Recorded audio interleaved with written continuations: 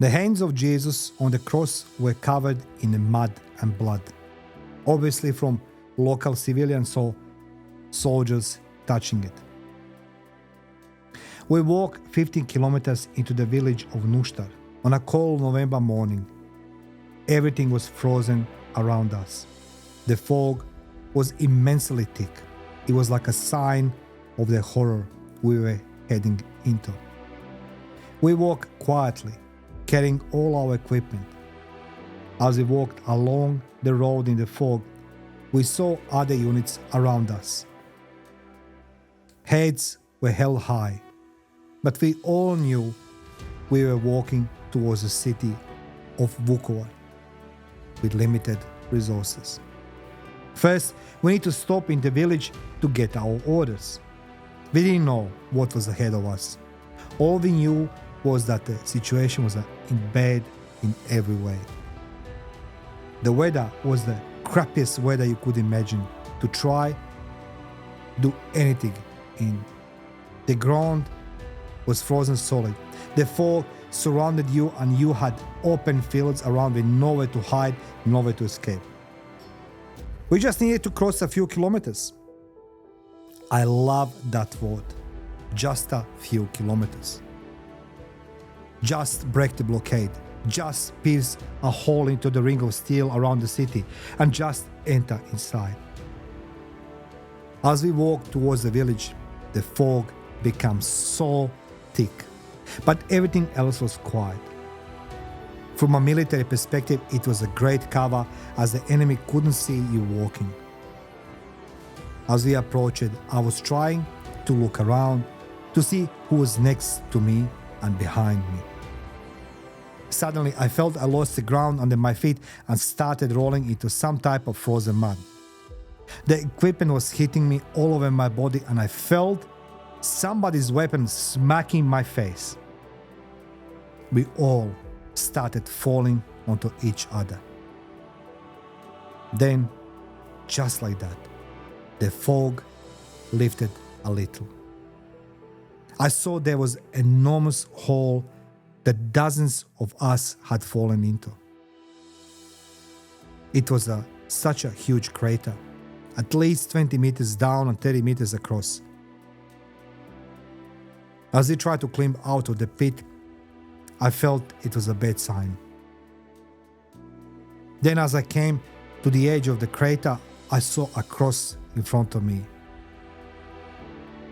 We were in a front of church with the Jesus Christ on the cross, damaged and broken in half. So the cross was facing down towards the ground. I saw the hand of Jesus on the cross were covered in mud and blood, obviously from local civilians or soldiers touching it. The church was full of holes.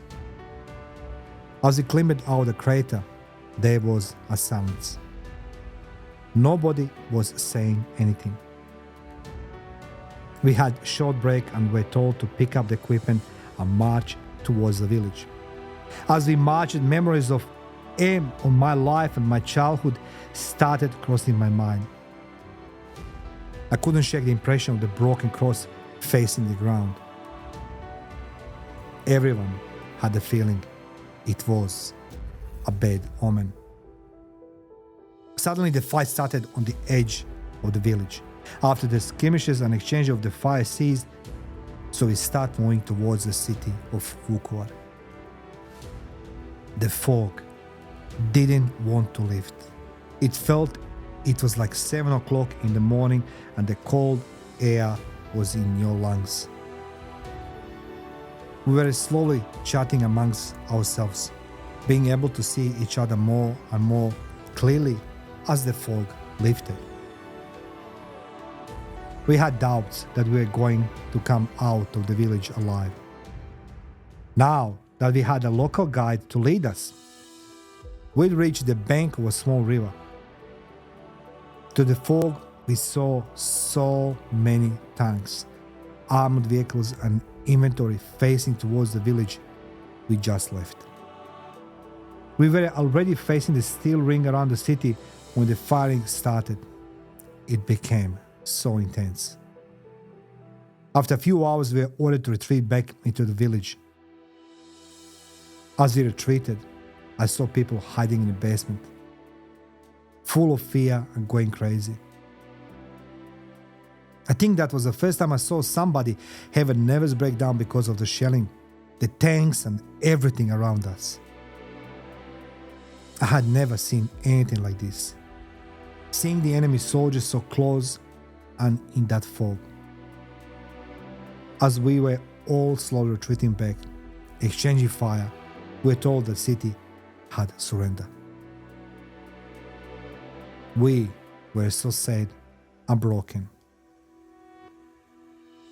A few days later, my city had been completely surrounded as our troops couldn't defend the villages around the fields on the command posts that had given a breathing space to my city.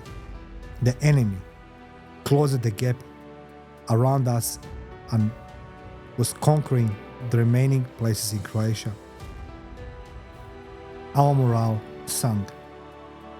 What had been defending the whole country turned into a static war defending the one city with trenches being dug all around. Yes, trenches in the 20th century. We were digging trenches to defend the city. I felt this is it. This was truly our last stand.